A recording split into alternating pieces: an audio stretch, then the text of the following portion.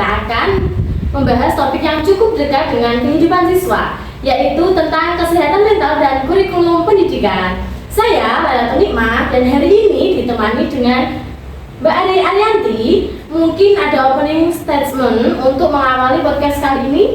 Oke, baik, terima kasih Mbak Laila Nikmah. Halo semuanya, sebelumnya perkenalkan, nama saya Arianti, biasa dipanggil Ari. Saya adalah mahasiswa di STAIM, Sekolah Tinggi Agama Islam Miftahul Ula, dengan prodi PGMI semester 6. Oke, baik, di sini saya akan menjadi narasumber yang akan membahas tentang kesehatan mental dan kurikulum pendidikan. Tentunya kita akan membahas kurikulum merdeka, yaitu kurikulum kita pada saat ini. Terus kita akan membahas apa sih hubungan antara kurikulum merdeka dengan kesehatan mental. Begitu Mbak Lela. Oke, baik, jadi pada kali ini kita akan membahas antara konsep dan realita. Apakah kurikulum merdeka benar-benar ramah kesehatan mental? Sebelum masuk ke pembahasan utama, kita mulai dari dasar dulu ya. Menurut kamu, apa sih yang dimaksud dengan kesehatan mental? Oke, jadi gini Mbak Lela, kalau menurut saya kesehatan mental itu tidak hanya sekadar tidak sakit atau tidak stres. Kadang memang ada orang yang tubuhnya itu sehat, tetapi kadang mentalnya itu dia sakit. Jadi kalau menurut saya kesehatan mental itu berarti dia itu memiliki kondisi yang seimbang antara emosi, pikiran, dan perilaku. Jadi emosinya, mengelola emosi, dia itu bisa dengan baik, tidak gampang marah. Kemudian pikirannya dia mampu berpikir dengan jernih. Kalau bahasa zaman sekarang itu, kalau malam itu enggak overthinking Mbak Lela gitu. Iya, oke. Berarti penting banget ya, apalagi untuk siswa.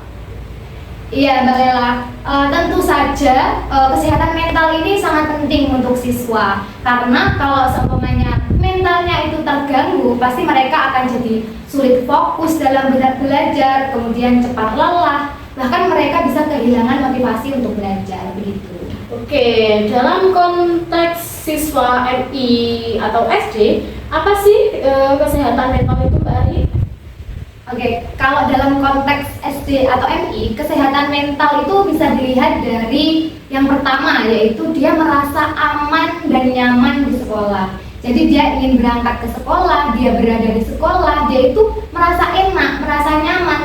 Terus kemudian yang kedua, dia tidak takut kepada tugas-tugas yang nantinya akan diberikan, tidak takut kepada gurunya. Jadi dia mengerjakan tugas, melaksanakan tugas itu dengan senang hati. Kemudian bapak ibu gurunya itu dianggap sebagai orang tua dia sendiri, dia bisa bercerita, dia menganggap gurunya adalah teman. Nah, itu adalah contoh dari mentalnya itu sehat. Kemudian dia juga berinteraksi dengan temannya itu baik, dia bermain, dia bisa bicara sama temannya. Kemudian tetap memiliki semangat belajar. Jadi dia itu mau belajar tanpa ada tekanan. Itu termasuk dari kesehatan mental, ciri-ciri kesehatan mental untuk anak SD atau MI. Oke, kalau kesehatan mental itu terganggu, apa efek yang terjadi sih Mbak Ari?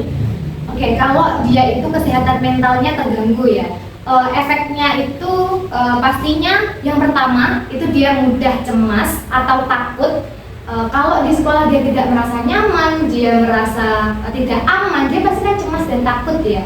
Kemudian karena dia merasa tidak nyaman, tidak aman, akhirnya dia kehilangan motivasi untuk belajar. Cepat lelah secara emosional, gampang tersinggung, gampang marah. Kemudian ini yang paling penting, kalau kesehatan mentalnya terganggu, ketika belajar pasti dia sulit untuk berkonsentrasi. Oke, nah kalau kita lihat sekarang, menurut Mbak Ari, sekolah sudah jadi tempat yang nyaman secara mental atau belum ya? Oke, kalau berkaitan dengan sekolah, ini saya boleh jujur ya. Kalau sekolah itu menurut saya itu belum sepenuhnya menjadi tempat yang nyaman untuk siswa. Kenapa? Karena bisa kita lihat kasus-kasus zaman sekarang bahwa banyak sekali kasus-kasus contohnya pelecehan seksual yang ada di sekolahan yang dilakukan bahkan oleh oknum guru kepada siswa, kemudian siswa kepada siswa. Terus kemudian ada juga kasus yang mungkin pasti setiap sekolahan dan setiap orang itu mengalami, yaitu perundungan, bullying. Kemudian di dalam sekolah kadang ada yang namanya circle Nah, itu akhirnya membuat siswa itu merasa kurang nyaman di sekolah. Jadi sekolah itu belum sepenuhnya menjadi tempat yang ternyaman di sekolah, itu menurut saya. Berarti sekolah juga punya peran besar dalam menjaga kesehatan mental siswa, Mbak Ari. Ya tentunya Mbak Ella. Kenapa? Karena sebagian besar waktu yang kita lakukan itu berada di sekolah. Saat jam 7 sampai siang kita berada di sekolah. Jadi kurang lebih pasti berpengaruh dalam kesehatan mental gitu. Nah, sekarang kita masuk ke kurikulumnya ya, Mbak Ari. Apa sih sebenarnya kurikulum dan apa perannya dalam konteks kesehatan mental? Oke, yang pertama kita bahas apa sih sebenarnya kurikulum itu ya. Oke, kalau secara umum kurikulum itu bisa dipahami sebagai rencana atau pedoman pembelajaran. Apa yang diajarkan, terus bagaimana mengajarkan, dan tujuan apa yang ingin dicapai dalam pendidikan. Itu namanya kurikulum. Itu kalau menurut saya ya. Jadi kurikulum itu ibarat peta jalan yang menentukan arah proses pembelajaran. Nah, kalau diartikan dengan kesehatan mental, apa perannya? Tentu saja perannya sangat besar ya. Pertama, kurikulum menentukan beban belajar siswa. Jadi kalau kurikulum itu dirancang begitu padat, tanpa mempertimbangkan kondisi siswa, itu bisa memicu stres dan kelelahan bagi siswa. Kemudian yang kedua, kurikulum itu mempengaruhi cara belajar di kelas. Apakah pembelajaran itu menekan atau justru mendukung? Kalau kurikulum mendorong pendekatan yang kaku, berorientasi pada nilai, siswa bisa merasa tertekan. Tapi kalau memberi ruang eksplorasi, fleksibilitas, siswa cenderung lebih nyaman. Jadi kurikulum itu jangan hanya berpatok pada nilai, tapi juga proses belajar siswa gitu. Kemudian yang ketiga, kurikulum juga berperan dalam menciptakan lingkungan belajar yang aman secara emosional.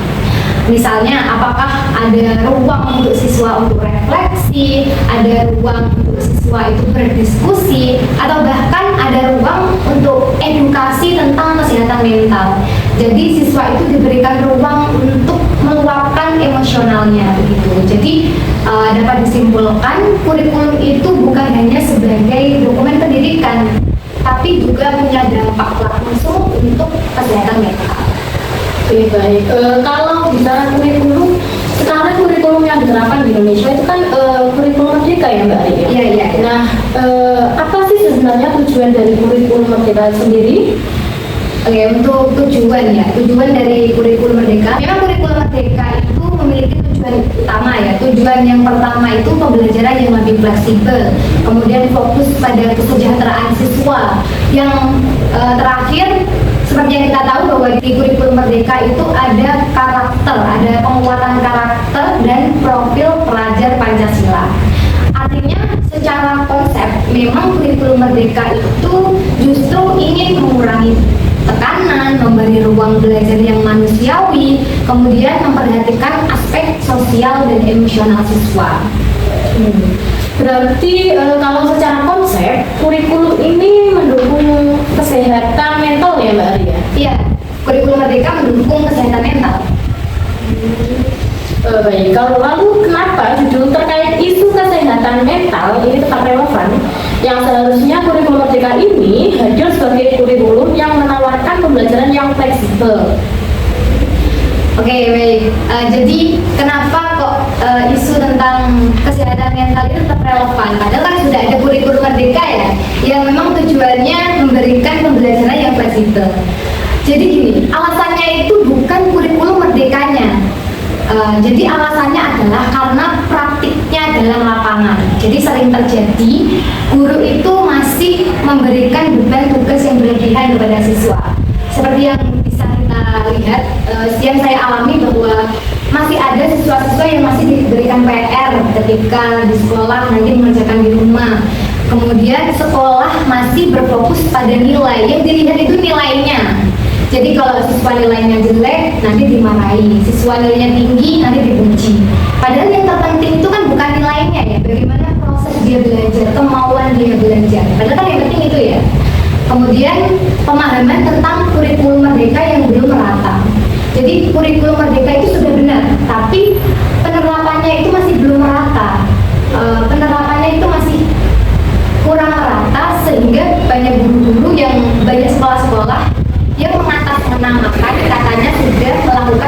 Merdeka. Padahal ketika kita lihat di lapangan, mereka belum tahu tentang sebenarnya kurikulum Merdeka itu seperti apa sih. Mereka tetap masih menggunakan LKS. Padahal kan kalau kurikulum Merdeka itu kan dituntut untuk guru-guru itu sekreatif mungkin. Mereka membuat modul ajar sendiri, mereka membuat permainan, membuat metode sendiri, bagaimana keadaan kelas gitu. Kan di kurikulum Merdeka itu ada P5 ya. Kadang P5 itu hanya sebagai formalitas. Contoh, siswa diminta untuk membuat sebuah proyek kewirausahaan. Mereka disuruh untuk membuat makanan, jajanan gitu ya. Tetapi yang dinilai, karena yang dinilai adalah nilainya, bukan bagaimana proses dia belajar berwirausaha, akhirnya siswa kadang menggampangkan kayak beli jajan aja nanti dibawa ke sekolahan.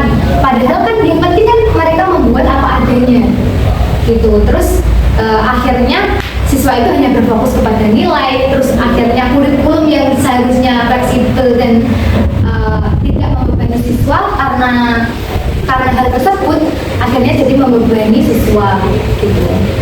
Oke, baik. Kalau dilihat dari teori pendidikannya nih Mbak Ali, bagaimana sih seharusnya pembelajaran itu dilakukan? Oke, kalau dilihat dari teori pendidikan, sebenarnya cukup jelas ya. Pembelajaran yang ideal itu tidak mengajar hasil, tidak mengajar nilai, tapi juga memperhatikan proses dan kondisi psikologis dari siswa. Salah satu yang paling terkenal itu adalah teori konstruktivisme dari Jean Piaget. Jadi dia mengatakan bahwa belajar itu bukan hanya sekedar menerima informasi dari guru, tapi membangun pemahaman sendiri melalui pengalaman. Artinya, siswa itu perlu diberikan ruang untuk berpikir, bertanya, kemudian belajar sesuai dengan ritmenya masing-masing, ritmenya sendiri-sendiri. Dimana kita tahu ya, kalau siswa, setiap orang itu memiliki gaya belajar yang berbeda-beda. Ada anak yang lebih suka belajar dengan bermain, belajar dengan berdiskusi, dan lain sebagainya. Jadi targetnya itu tidak belajar secara kaku gitu. Kemudian ada teori humanistik dari Abraham Maslow. Jadi Maslow itu menjelaskan bahwa sebelum siswa bisa belajar dengan optimal, kebutuhan emosionalnya itu harus tercukupi. Jadi gini, kalau kesehatan mental, emosional dari siswa itu tercukupi, pasti pembelajaran yang diberikan itu bisa masuk secara maksimal. Begitu juga sebaliknya, jika kondisi mental dari siswa itu tidak baik, maka pembelajaran yang kita lakukan itu tidak maksimal. Itu dalam teori pembelajaran modern juga dikenal konsep student centered learning. Di sini guru bukan lagi sebagai pusat utama, tetapi fasilitator. Jadi pusat utamanya itu adalah siswa yang aktif, siswa yang berpendapat, kemudian siswa yang mengeksplorasi. Ini sejalan sebenarnya dengan kurikulum Merdeka. Jadi kalau kita simpulkan, berarti secara teori itu pembelajaran yang seharusnya itu memberikan ruang bagi perbedaan kemampuan siswa, tidak membebani secara berlebihan, kemudian menciptakan lingkungan yang aman secara emosional, dan menempatkan siswa itu sebagai subjek, bukan lagi sebagai objek. Oke, kalau begitu, apa sih solusi menurut Mbak Adi agar kurikulum Merdeka ini benar-benar ramah terhadap kesehatan mental? Oke Mbak Ella, kalau bicara soal solusi, itu kuncinya sebenarnya itu bukan mengganti kurikulum. Sebagaimana ada yang ada di Indonesia itu, kalau ganti menteri pasti ganti kurikulum. Sebenarnya bukan seperti itu ya. Ada cara yang lebih baik lagi. Jadi kuncinya itu membenahi kurikulum yang ada, bukan menggantinya, membenahi yang selaras dengan tujuan awalnya. Yang pertama yaitu koordinasi antar guru itu harus diperkuat. Dimana kita tahu bahwa guru itu adalah garda terdepan untuk mengimplementasikan kurikulum ini. Jadi pastinya koordinasi antar guru itu pasti sangat penting. Kemudian yang kedua, ada ubah cara pandang tentang penilaian. Jadi tentang penilaian yang tadi saya sampaikan, ubah, jangan yang dilihat itu hanya nilainya saja, tapi juga proses belajarnya, proses berkembang dia belajar, itu yang perlu diperhatikan. Kemudian yang ketiga, pelatihan guru harus lebih merata dan berkelanjutan. Dimana yang tadi saya jelaskan juga bahwa kurikulum Merdeka ini sudah benar, tapi penerapannya itu yang belum merata. Jadi perlu adanya pelatihan untuk guru sehingga antara teori dan praktik di lapangannya itu bisa sesuai. Jadi perlu pelatihan untuk guru. Kemudian yang keempat ada hadirkan ruang yang aman di sekolah. Jadi siswa itu harus perlu merasa dia itu didengar, dia itu disayangi, dia merasa dia penting. Perlu adanya ruang untuk refleksi, terus ada ruang konseling, terus perlu adanya keterbukaan lah antara guru dan juga siswa. Mungkin hanya sekadar mengucap bagaimana kabarnya, apakah kamu baik-baik saja, itu menurut saya sudah memberikan ruang yang aman untuk siswa merasa diperhatikan. Kemudian yang kelima ada evaluasi pelaksanaan P5. Jadi P5 yang tadinya hanya formalitas itu harus diimplementasikan sesuai dengan tujuannya. Jadi gini, kalau kurikulum ingin benar-benar ramah untuk kesehatan mental, maka yang harus berubah bukan hanya sistemnya, tapi juga cara kita memandang belajar itu sendiri. Dari yang penuh tekanan menjadi ruang untuk bertumbuh. Oke. Berarti bukan hanya kurikulumnya ya Mbak Ali yang harus diganti, tapi cara penerapannya juga ya? Iya, betul sekali Mbak Lela. Oke. Jadi dari pembahasan kita hari ini bisa disimpulkan bahwa kurikulum Merdeka sebenarnya sudah baik secara konsep, tetapi masih perlu diperbaiki dalam implementasinya ya Mbak Ali ya. Mungkin bisa disampaikan kesan atau harapan ke depan. Oke Mbak Lela, kalau boleh menyampaikan pesan, kesan dan harapannya, saya melihat kurikulum Merdeka ini sudah berada di arah yang tepat. Tinggal bagaimana kita benar-benar menjalankan dengan hati, bukan hanya sekadar kewajiban. Harapan kedepannya, sekolah bisa menjadi tempat yang tidak hanya mencerdaskan, tapi juga menyenangkan. Tempat di mana siswa merasa aman untuk gagal, berani mencoba, dan tidak takut untuk dinilai. Keberhasilan pendidikan bukan dilihat dari seberapa tinggi nilai siswa, tapi dari seberapa utuh mereka bertumbuh sebagai manusia. Oke, baik. Terima kasih Mbak Ari yang hari ini sudah berbagi pada kita semua. Dan terima kasih juga untuk teman-teman yang sudah mendengarkan podcast kali ini bersama Mbak Ari Arianti. Semoga podcast hari ini bisa bermanfaat untuk kita semua. Kurang lebihnya mohon maaf. Wassalamualaikum warahmatullahi wabarakatuh.